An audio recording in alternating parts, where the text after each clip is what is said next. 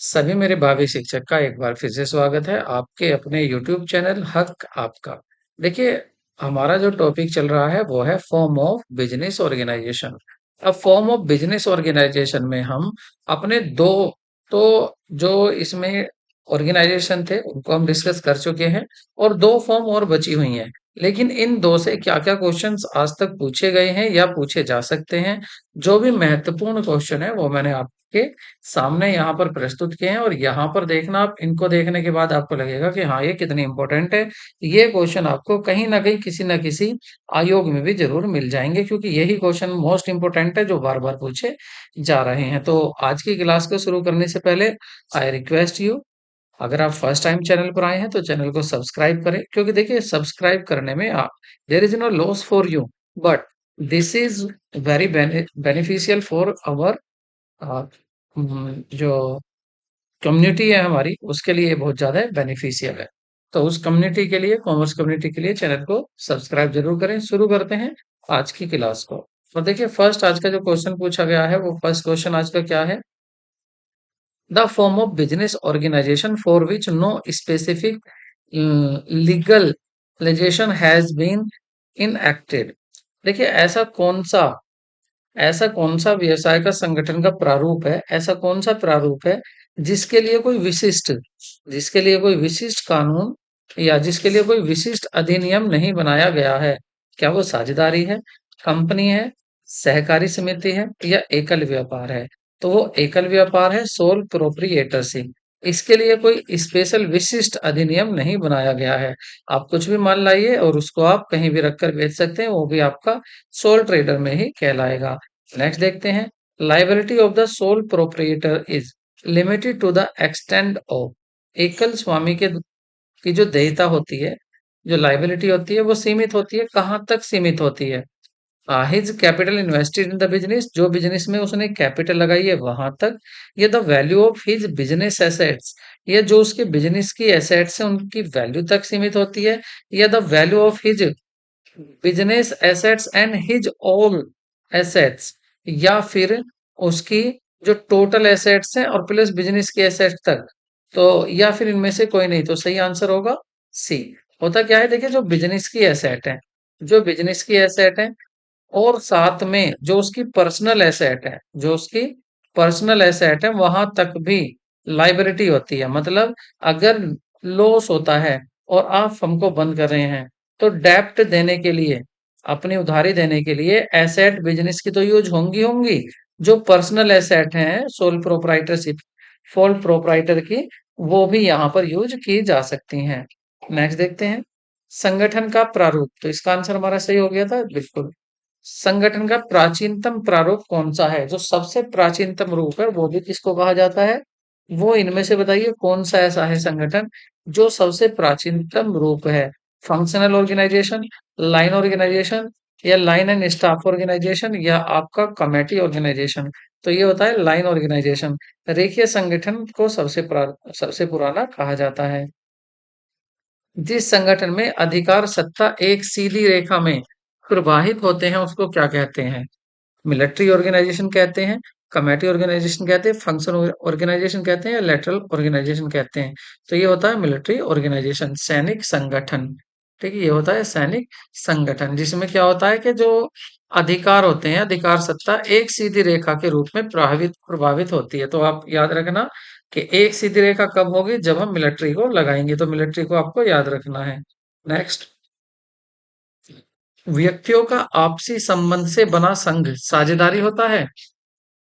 An association of individuals formed through a relationship is partnership. तो when it is purpose to provide service for the welfare of the humanity, देखिए कुछ लोगों का ऐसा संघ, उन्हें पार्टनरशिप कहते हैं यदि उनका उद्देश्य होता है क्या? कल्याण करना,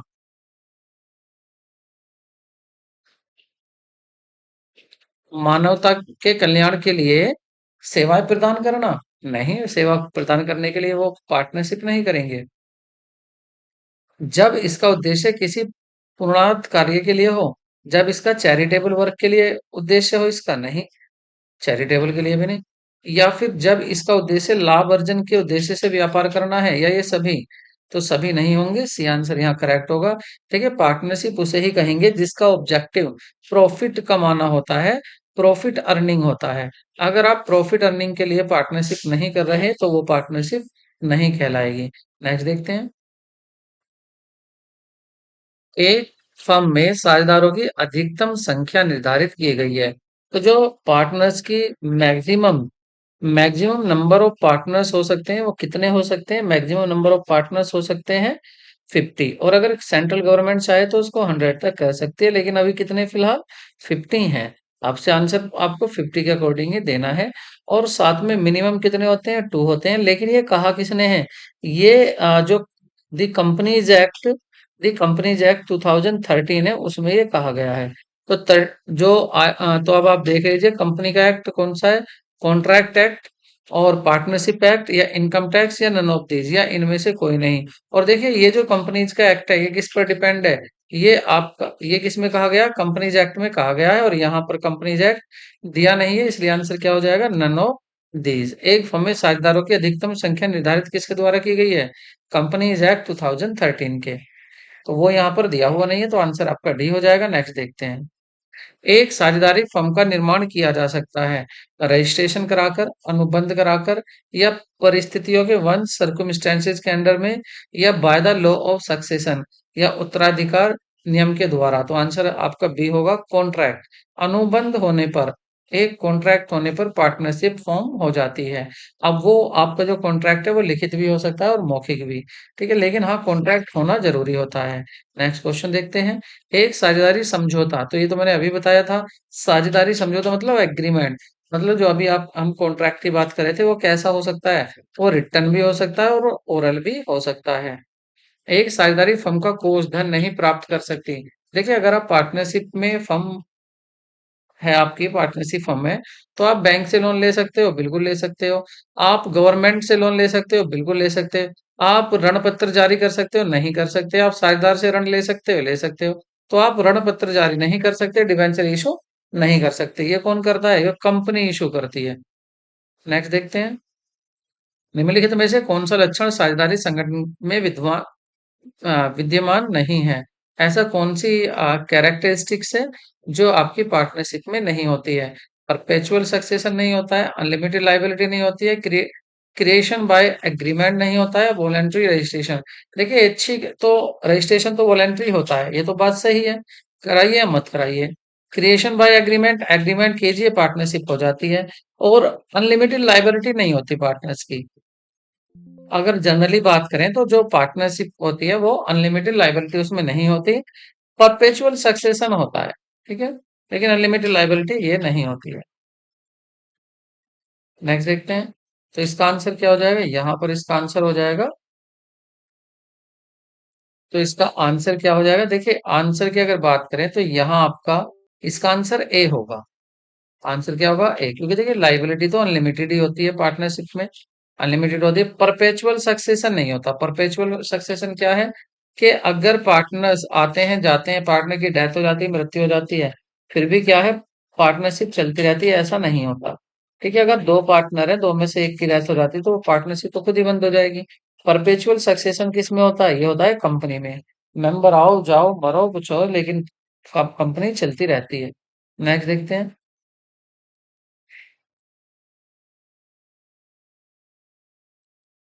और limited partnership means, limited partnership का मतलब क्या होता है? इसका मतलब होता है कि जो साझेदार होते हैं, पार्टनर्स होते हैं, उनका जो दायित्व होता है वो सीमित होता है। लेकिन कितने साझेदारों का? सभी साझेदारों का होता है? सभी साझेदारों का नहीं, कुछ साझेदारों का दायित्व सीमित होता है, मतलब लिमिटेड लाइबिलिटी होती है कुछ पार्टनर्स की। नेक्स्ट देखते हैं। रजिस्ट्रेशन ऑफ अ फर्म, जो रजिस्ट्रेशन है एक फर्म का, मतलब पार्टनरशिप फर्म का, वो कराना साझेदारी अधिनियम के अनुसार अनिवार्य होता है, कंपलसरी होता है, ऑप्शनल होता है। तो ये ऑप्शनल होता है, कराइए या मत कराइए। नेक्स्ट। साझेदारी फर्म में अंकेक्षण के क्षेत्र और के अंकेक्षण के कर्तव्यों को निर्धारित किया जा सकता है एक साझेदारी में। किसके द्वारा? साझेदारी अधिनियम के द्वारा, साझेदारी सल्लेख के द्वारा, साझेदारी फर्म और अंकेक्षण के मध्य समझौते के द्वारा, या इनमें से कोई नहीं। तो सही आंसर होगा, जो भी समझौता होता है साझेदारी फर्म और अंकेक्षक के बीच में, उसके द्वारा उसके क्षेत्र को सीमित किया जा सकता है। अ माइनर कैन, एक जो वयस्क है, become a partner in a firm, एक फर्म में पार्टनर हो सकता है। बी मेड पर्सनली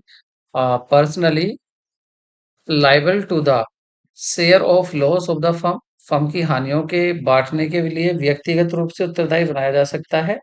या फिर be admitted if majority of the member agree, यदि फर्म का साझेदार बनाया जा सकता है जब बहुसंख्या में साझेदार सहमत हो।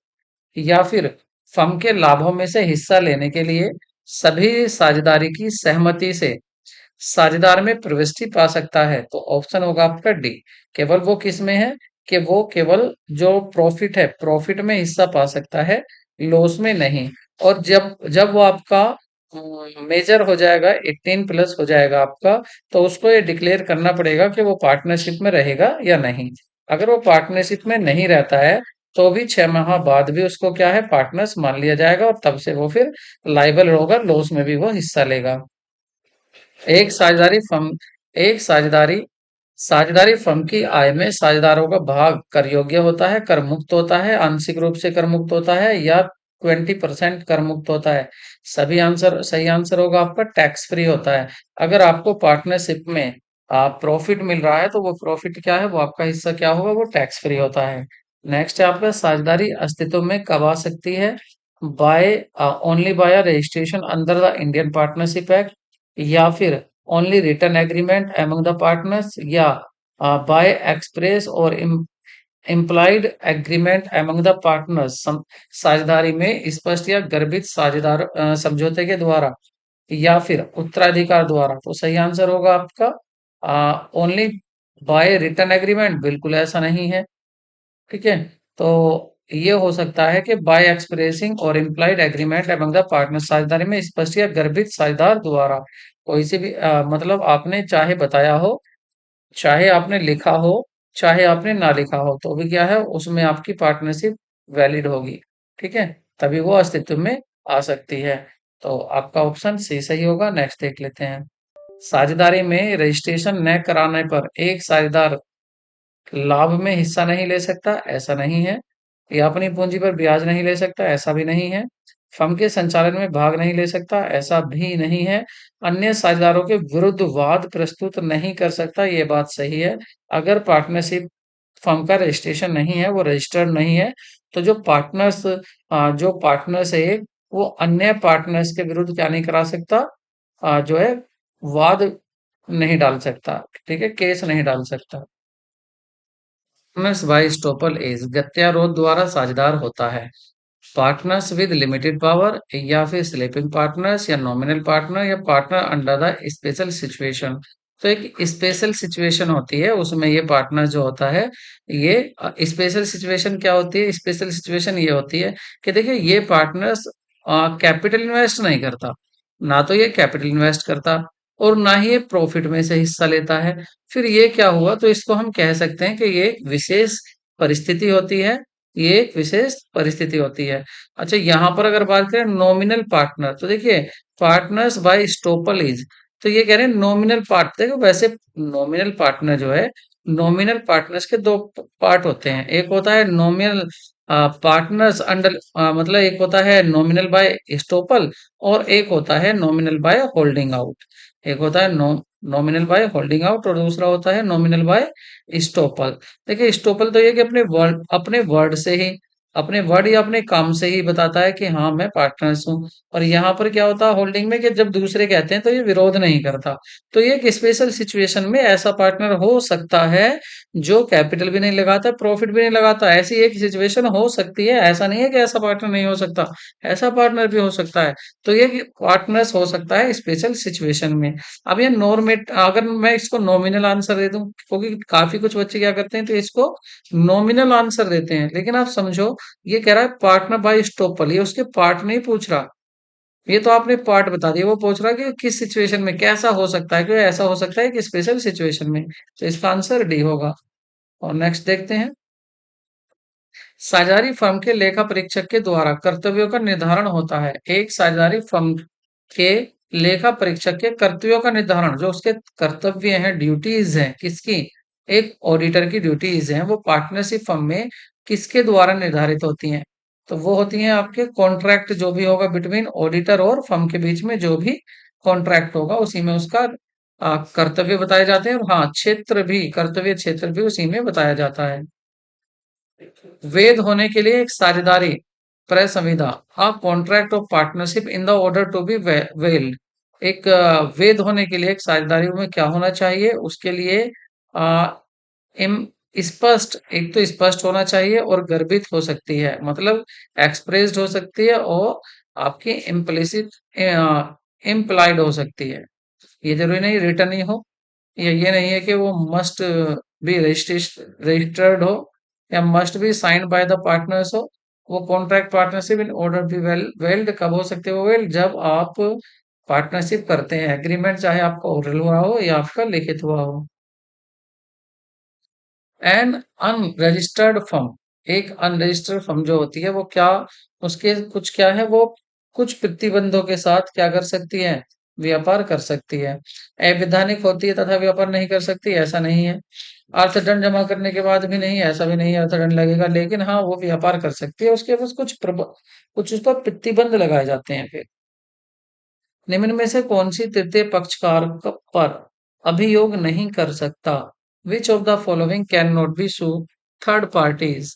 तो थर्ड पार्टी पर केस कौन नहीं कर सकता? Sole proprietorship, partners, partnership firm, company या अनरजिस्टर्ड फर्म। जो आपकी अनरजिस्टर्ड फर्म है, अपंजीकृत फर्म है, वो क्या है, वो केस नहीं डाल सकती किसी थर्ड पार्टी पर। इसीलिए तो कहते हैं रजिस्ट्रेशन कराना अच्छा होता है। लिमिटेड पार्टनरशिप मीन्स, इसका अर्थ क्या होता है लिमिटेड पार्टनरशिप का? तो साझेदारों की संख्या सीमित होती है, कुछ साझेदारों की देयता सीमित होती है। तो देखिए, कुछ साझेदारों की देयता सीमित होती है, अभी हम बता चुके हैं। नेक्स्ट आपका, एक साझेदारी फर्म में नाम मात्र का साझेदार वह है जो, नाम मात्र का साझेदार, नॉमिनल पार्टनर्स। अब आ जाइए, नॉमिनल पार्टनर में प्रबंध में योगदान करता है, फर्म में पूंजी विनियोजित करता है, पूंजी विनियोजित नहीं करता है और केवल अपनी ख्याति बेचता है। तो वो अपनी पूंजी तो नियोजित नहीं करता, केवल अपना नाम दे रहा है कि आप मेरा नाम चला सकते हो। तो ऑप्शन आपका कौन सा सही होगा यहाँ पर? ऑप्शन आपका सी सही होगा। नेक्स्ट देखते हैं, निम्नलिखित में से कौन सा लक्षण साझेदारी संगठन का विद्यमान नहीं है? तो साझेदारी में क्या नहीं होता है? ये परपेचुअल सक्सेशन नहीं होता है। एक साझेदारी का विघटन कब होना चाहिए? By misconduct of a partner, कोई पार्टनर गलत काम करे तब, या upon unsound mind of a partner, या कोई पार्टनर अनसाउंड माइंड हो जाए तब, या upon loss in the business, या बिजनेस में लॉस हो जाए तब, या upon the absence of the partners, या एब्सेंस ऑफ पार्टनर्स, किसी साझेदार की अनुपस्थिति होने पर। तो ये हो सकता है unsound mind of a partner, किसी साझेदार के अस्वस्थ मस्तिष्क के हो जाने पर जो है उसका पार्टनरशिप को डिसॉल्व करना होता है। तो ये देखिए, आपने यहाँ पर देखा होगा, मैंने एक तो सोल प्रोप्राइटरशिप और एक पार्टनरशिप यहीं से क्वेश्चन डिस्कस किए हैं, क्योंकि अभी हमने केवल इसके दो ही फॉर्म पढ़े हैं, दो हमारे भी बचे हुए हैं। तो उनको देख लेते हैं, उसके बाद फिर हम आगे करेंगे। वीडियो को लाइक करें जरूर। तो अब इससे आगे देखते हैं। ठीक है, तो अब देखते हैं हम अपना जॉइंट स्टॉक कंपनी। देखिए, सॉरी, मेरे अभी थोड़ा सा स्लिप हो चुका था। क्या था, मैंने बताया था आपको फोर नहीं है हमारे सिलेबस में। हमारे सिलेबस में केवल थ्री हैं। एक हमारा सोल प्रोप्राइटरशिप है, दूसरा हमारा पार्टनरशिप, और तीसरा हमारा जॉइंट स्टॉक कंपनी है, बस। क्या नहीं है? एक तो आपका कोऑपरेटिव सोसाइटी नहीं है सिलेबस में हमारे, और दूसरा क्या नहीं है, दूसरा हिंदू अनडिवाइडेड फैमिली बिजनेस भी सिलेबस में नहीं है। तो यहाँ पर जो हमें केवल इसकी प्रिपरेशन करनी है वो दो ही है, ये हमारे फॉर्म तीन ही है हमारे, business of form of business organization, तीनों को ही डिस्कस करना है। तो अब बात कर लेते हैं जॉइंट स्टॉक कंपनी। देखिए, जॉइंट स्टॉक कंपनी जो फॉर्म ऑफ ऑर्गेनाइजेशन है, इसको मोस्ट सुटेबल समझा जाता है। क्यों? Business activity on large scale, on a large scale, यदि आप लार्ज स्केल पर वर्क करना चाहते हैं, लार्ज स्केल स्केल पर बिजनेस करना चाहते हैं, तो इसको सुटेबल समझा जाता है, सही इसी को ही समझा जाता है जॉइंट स्टॉक कंपनी को। इसका जो एडवांटेजेस है ये है कि इसमें एक तो ह्यूज कैपिटल होती है, बहुत अधिक कैपिटल होती है, क्योंकि आप पब्लिक को अट्रैक्ट कर सकते हैं, पब्लिक से शेयर इशू कर सकते हैं। दूसरा विद द ये कैपिटल तो होती है, साथ में एम्प्लॉय भी अपने ट्रेंड कर सकती है, एक्सपीरियंस मैनेजर रख सकती है, अपने बिजनेस जो आपके बिजनेस है उसको इफेक्टिवली और एफिशिएंटली चलाने के लिए। पार्टनरशिप में क्या था? पार्टनरशिप में मैनेजमेंट पार्टनर्स के हाथ में होता है। सोल प्रोप्राइटरशिप में वो अकेला ही मैनेजमेंट करता है। लेकिन यहाँ मैनेजमेंट को जो संभालेंगे वो कौन होंगे? मैनेजर्स होंगे। तो इसलिए ये काफी सुटेबल समझी जाती है। तो ये इसकी कुछ परिभाषाएं हैं, ठीक है। और इन परिभाषाओं के बाद फिर ये हम चलते हैं इसकी कैरेक्टरिस्टिक्स पर। तो देखिए ये इसकी कैरेक्टरिस्टिक्स होती हैं, ठीक है। Separate legal existence, artificial person, perpetual succession, registration, common seal, transferability of share, limited liability और आपका सेपरेट ओनरशिप एंड कंट्रोल। तो देखते हैं, पहला था सेपरेट लीगल एग्जिस्टेंस। तो देखिए एक कंपनी का पृथक वैधानिक अस्तित्व होता है। जो कंपनी होती है वो सेपरेट लीगल एंटिटी होती है। किससे? अपने मेंबर्स से। एक कंपनी अपने नाम से व्यवसाय करती है। यह अपने नाम से संपत्ति को क्रय कर सकती है, एसेट को परचेज कर सकती है और एसेट को विक्रय भी कर सकती है अपने नाम से कंपनी। यह अपने नाम से बाहरी व्यक्तियों के साथ अनुबंध कर सकती है, मतलब एग्रीमेंट कर सकती है। और आ, कंपनी, इसके सदस्य जो होते हैं पृथक होते हैं, अलग होते हैं। कंपनी अलग होती है और इसके सदस्य अलग होते हैं, ठीक है। ये आपको याद रखना है। Artificial person, a company does not have physical body. जैसे आपकी और हम, आप और हम, तो इसकी कोई फिजिकल बॉडी तो होती नहीं है नेचुरल ह्यूमन बीइंग की तरह। ये तो एक आर्टिफिशियल पर्सन होती है जो एक कानून के द्वारा क्रिएट की जाती है। Its operation are performed by elected representative of member. इसके मेंबर्स में से जो इलेक्टेड होते हैं उनके द्वारा इसको ऑपरेट किया जाता है। और उन्हीं को हम क्या बोलते हैं? उन्हीं को बोलते हैं हम directors. Although business is run the name of the company, और कंपनी के नाम से ही बिजनेस चलाया जाता है, लेकिन फिर भी इसको कौन ऑपरेट करते हैं? डायरेक्टर्स। तो इसलिए क्या है? कृत्रिम व्यक्ति है। Next, registration. It is legally compulsory for a company. देखिए ये कंपलसरी होता है, यहाँ पर रजिस्ट्रेशन कंपलसरी होता है और पार्टनरशिप में कंपलसरी नहीं था, वहां ऑप्शनल था। और it registered under the Companies Act 2013. Without registration, no company can come into existence. Existence में आ ही नहीं सकती, अस्तित्व में आ ही नहीं सकती अगर आप रजिस्ट्रेशन नहीं कराओगे। नेक्स्ट है परपेचुअल सक्सेशन। एक कंपनी अपने सदस्यों से स्वतंत्र निरंतर अस्तित्व में होती है। निरंतर। एक कंपनी कानून द्वारा निर्मित की जाती है, केवल कानून ही इसके अस्तित्व को अंत में ला सकता है। किसी सदस्य की चाहे मृत्यु हो जाए, दिवालियापन हो जाए या अक्षमता हो जाए, चाहे अक्षमता हो जाए, कंपनी का अस्तित्व प्रभावित नहीं होता है। कंपनी तो ऐसे ही चलती रहती है, कंपनी ऐसे ही कार्य करती रहती है। सदस्य आ सकते हैं, सदस्य जा सकते हैं, परंतु कंपनी फिर भी चलती रहती है। कंपनी के जीवन का अंत समापन की कानूनी प्रक्रिया के माध्यम से ही होता है। तो ये आप याद रखें। नेक्स्ट देखते हैं, common seal. Being artificial person, the company cannot sign. There is need for common seal without name of engraved on it. The activity of the company carried although group of people. देखिए ये तो पता ही, जब ये कृत्रिम व्यक्ति है तो ये सिग्नेचर तो खुद नहीं करेगी, तो ये खुद ही सिग्नेचर कर देगी, ऐसा तो है नहीं। इसलिए इसकी एक सील होती है, एक सार्व मुद्रा होती है, जिस पर कंपनी का नाम होता है। औ- और कंपनी की जो क्रियाएं होती हैं व्यक्तियों के समूह द्वारा की जाती हैं। कोई भी कंपनी की तरफ से कार्य करते हुए कंपनी को बाध्य करने के लिए कंपनी के हस्ताक्षर के स्थान पर सार्व मुद्रा का प्रयोग कर सकता है। दस्तावेज जिस पर कंपनी की सार्व मुद्रा नहीं होगी के लिए कंपनी बाध्य नहीं होगी। कंपनी संशोधन अधिनियम 2015 के अधिनियम सार्व मुद्रा का प्रयोग ऐच्छिक ऑप्शनल हो गया है। पहले ये कहा गया था कि एक कंपनी होती है, वो सिग्नेचर नहीं कर सकती, इसलिए क्या है, एक मोहर बनाई जाती है। जिस एग्रीमेंट को कंपनी करती है, उस एग्रीमेंट पर इस मोहर को लगा दिया जाता है। ठीक है। लेकिन 2015 में इसको हटा दिया गया है। नेक्स्ट देखते हैं, कंपलसरी मतलब इसको कह दिया कि अब इसको कंपलसरी नहीं होगी। कंपनी की पूंजी अंशों में विभाजित होती है।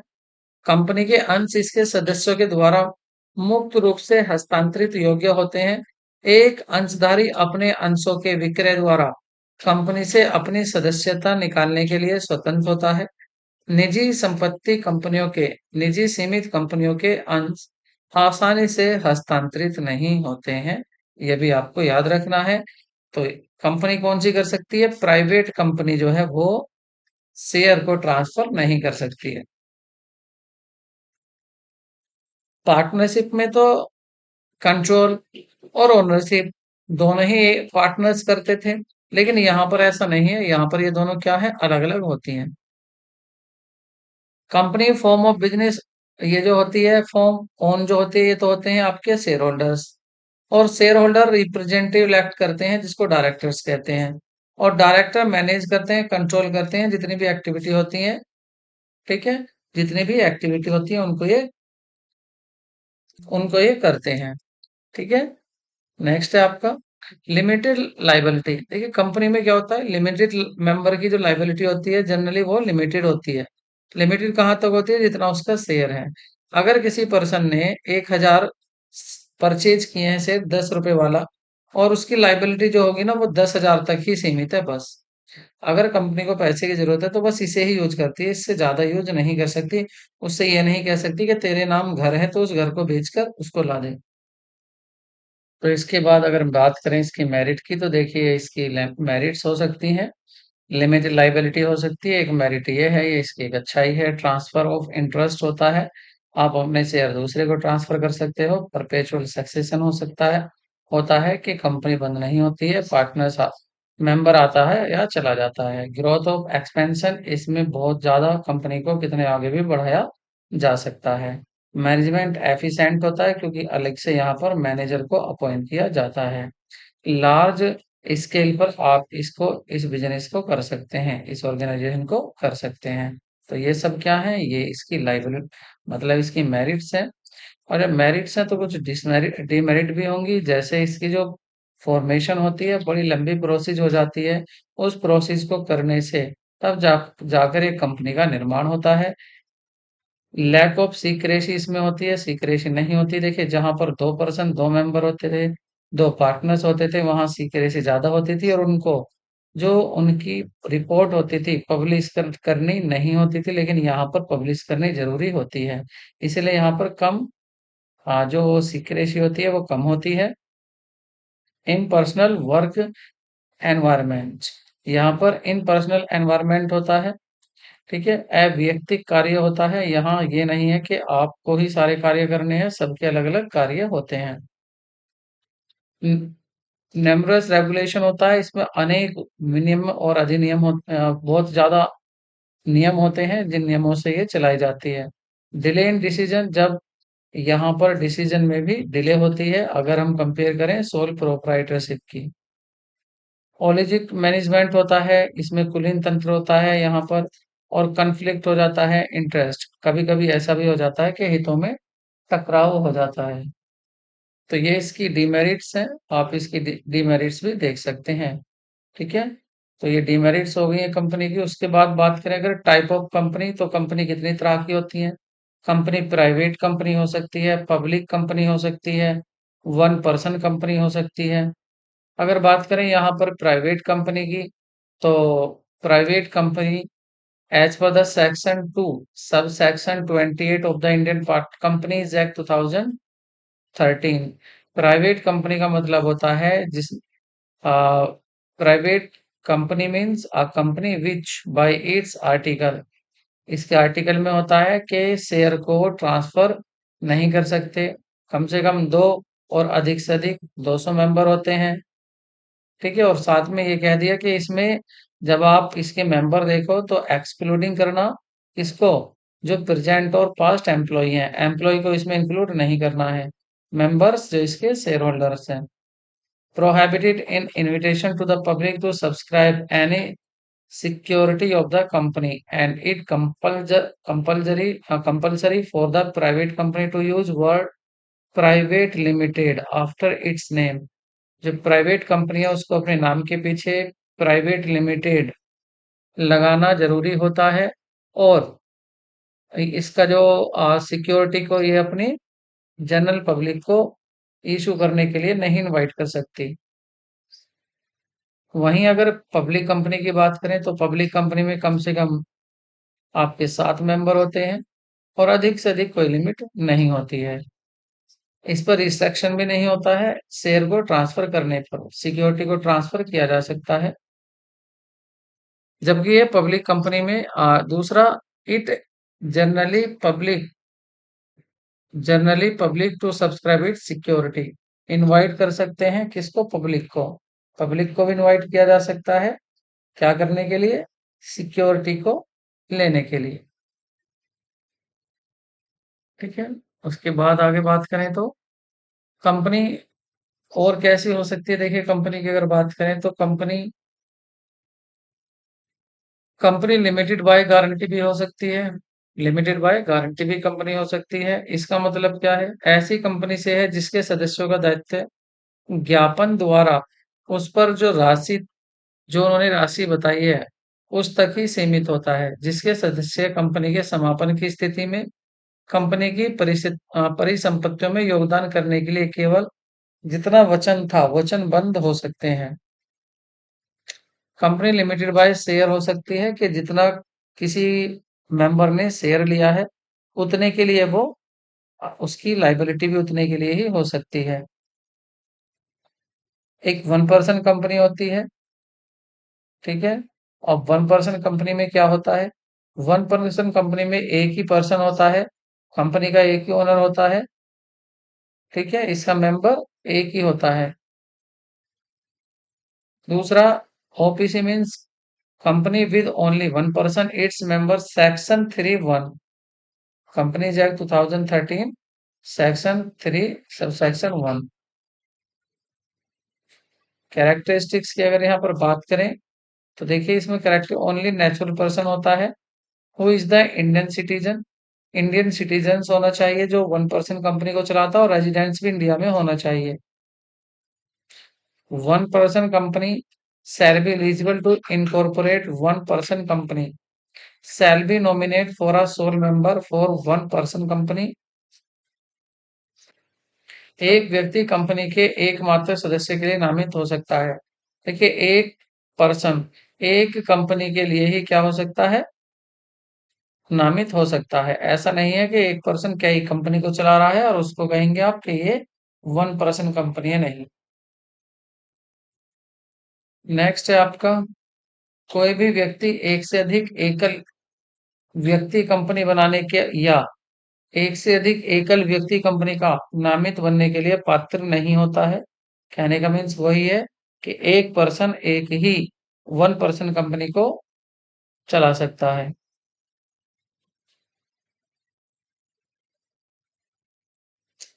यदि कोई व्यक्ति जिसके पास पहले से ही एक कंपनी है नामांकन कराता है किसी अन्य व्यक्ति कंपनी का सदस्य बनता है तो 80 दिनों की अवधि में उसे एक एक का चयन करना होगा, दूसरी कंपनी का अस्तित्व में रहना होगा।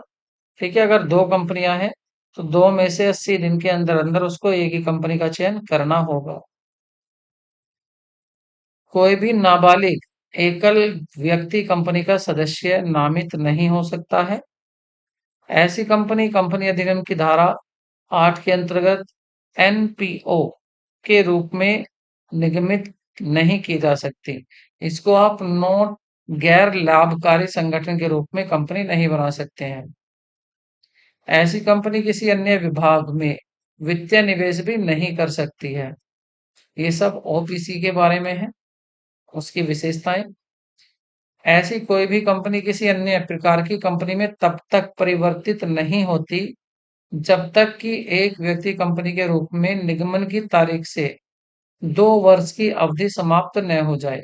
2 वर्ष तो इंतजार करना ही पड़ेगा, तब जाकर उस कंपनी को आप अन्य रूप में कन्वर्ट करा सकते हैं। और साथ में इसकी जो चुकता पूंजी है वो 50 लाख से अधिक हो गई हो, या उसकी वार्षिक कारोबार 2 करोड़ से अधिक हो गया हो, तभी आप उस कंपनी को अन्य कंपनी में कन्वर्ट करा सकते हैं। सबसे अच्छा आपके लिए ये है, इसमें देखिए आपको यहाँ से आपको कंपैरिजन मिल जाएगा, सोल प्रोप्राइटरशिप, पार्टनरशिप और कंपनी।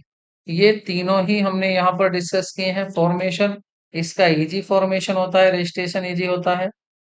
पार्टनरशिप में कोई कंपलसरी रजिस्ट्रेशन नहीं होता, ऑप्शनल होता है। वन पर्सन कंपनी में भी आसानी से आप रजिस्ट्रेशन करा सकते हैं। यहाँ पर एक ओनर होता है, ठीक है, वन ओनर होता है।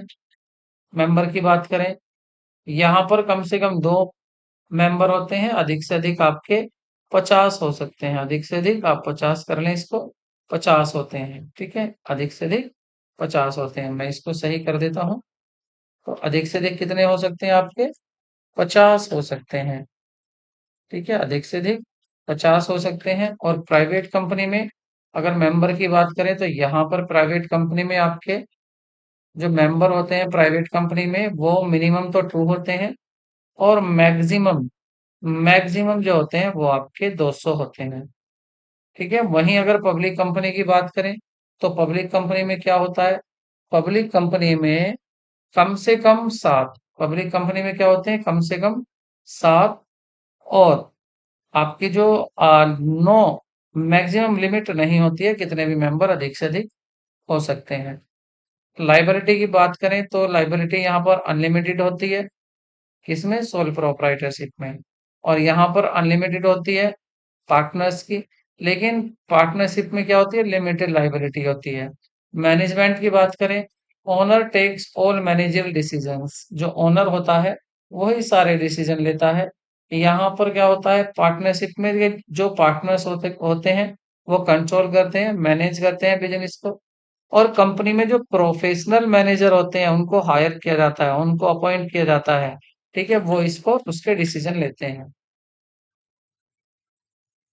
बात करें लीगल एग्जिस्टेंस की, इसका लीगल एग्जिस्टेंस होता है, इसका लीगल एग्जिस्टेंस नहीं होता। अगर ओनर खत्म तो ये वन पर्सन कंपनी भी खत्म। इसका no separate legal existence, partners है, पार्टनरशिप है तो ये भी है, पार्टनरशिप अलग अलग हो जाते हैं, पार्टनरशिप भी बंद। लेकिन इसका सेपरेट लीगल एग्जिस्टेंस होता है। पार्टनर चाहे आए या जाए, कंपनी तो चलती रहती है। शेयर ऑफ प्रॉफिट, ओनली जितना भी शेयर होता है वो किसको मिलता है? वन पर्सन को ही मिलता है। यहाँ पार्टनर्स में एग्रीमेंट के अकॉर्डिंग बढ़ जाता है, और यहाँ पर शेयर होल्डर में बढ़ता है। बिजनेस सिक्रेसी की बात करें तो देखिए यहाँ पर परफेक्ट सिक्रेसी होती है, क्योंकि एक अकेला ओनर होता है। यहाँ पर पार्टनर्स के बीच में सिक्रेसी होती है, और यहाँ पर सिक्रेसी नहीं होती है क्योंकि इसको कंपनी को अपने पब्लिश करने होते हैं सभी रिपोर्ट्स। अच्छा, कंपनी का फॉर्मेशन कैसे हो सकता है? तो देखिए सबसे पहले कुछ फॉर्मेलिटीज हैं जो करनी होती हैं, जैसे प्रमोशन कराना होता है, कैपिटल सब्सक्रिप्शन स्टेज आती है, इनकॉर्पोरेशन होता है, कमिटमेंट ऑफ बिजनेस होता है। और यहाँ से कभी कभी क्वेश्चन पूछ लिया जाता है, इनको आपको जिगजैग देगा, आपसे सही लगवाता है, तो आपको याद रखना है, पहले प्रमोशन होगा, फिर कैपिटल सब्सक्रिप्शन होगा, उसके बाद इनकॉर्पोरेशन होगा, और इनकॉर्पोरेशन को हम रजिस्ट्रेशन कह देते हैं। उसके बाद कमिटमेंट ऑफ बिजनेस होता है। तो ये 4 स्टेज जो हैं, ये आपको चारों याद रखनी है, ठीक है। ये अलग अलग भी आपकी जो है क्या हो सकती हैं, इनको अलग अलग रूप में दे सकता है, आपको इनको सही से सीक्वेंस में लगाना होता है। बाकी बात आती है अब इसकी, अगर इनको हम पढ़ें कि प्रमोशन क्या है, कैपिटल सब्सक्रिप्शन क्या है, इनकॉर्पोरेशन क्या है, तो ये हम पहले ही कंपनी में सब कुछ पढ़ सकते हैं, पढ़ चुके हैं। जब हमने पार्टनरशिप कराया था, पार्टनरशिप के बाद कंपनी कराया था, तो कंपनी में इन सबको हमने पढ़ लिया था। फिर भी आपको ये नोट्स मिल जाएंगे हमारे सभी, कहाँ मिल जाएंगे ये सभी नोट्स? ये सभी नोट्स आपको मिल जाएंगे हमारे टेलीग्राम चैनल पर। आप वहां से इनको देख सकते हैं, अगर आपको लगता है कि वहां आपने नहीं पढ़ा था, ठीक है, तो वो सब आप यहाँ पर देख सकते हैं। ठीक ठीक है, तो ये आपके लिए नोट्स हैं, आप इनको देख सकते हैं। बाकी जितना भी था यहाँ पर हमारा ये टॉपिक आज का पूरी तरह से कवर हो गया है और इनसे रिलेटेड हमने क्वेश्चन भी कर लिए हैं। अभी आप ये ना सोचें कि आप अभी केवल यही है। आ, इनसे जब हमारे ये टॉपिक्स हो जाएंगे पूरे तो हमारे जो प्रैक्टिस सेट होंगे, रिवीजन भी होगा आपका और प्रैक्टिस सेट भी होंगे। एग्जाम की डेट आपकी एलटी की आ चुकी है, एलटी की आपकी 21 है। 21 आप याद रखें, ठीक है, 21, ठीक, 21, क्या वो भी दिसंबर, 21 दिसंबर ये एग्जाम की डेट है। देखिए अगर समय पर हो जाए तो बड़ा ही अच्छा है। तो चलो विदा लेते हैं आपसे और मिलते हैं आपसे नेक्स्ट टॉपिक के साथ। Take care, bye bye. जाने से पहले चैनल को सब्सक्राइब करें।